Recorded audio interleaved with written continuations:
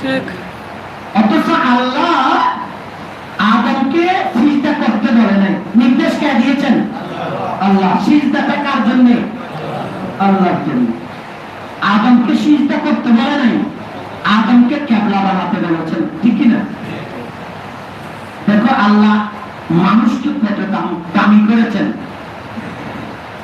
এই যে হানাই কাবা 7 লক্ষ টাকা খরচ করে এখন হানাই কাবায় গিয়ে মানুষ তাওয়াফ করবে, নামাজ পড়বে, হানাই কাবার চতুর্দিক থেকে হানাই কাবাকে কিবলা বানানো, ঠিক কি না?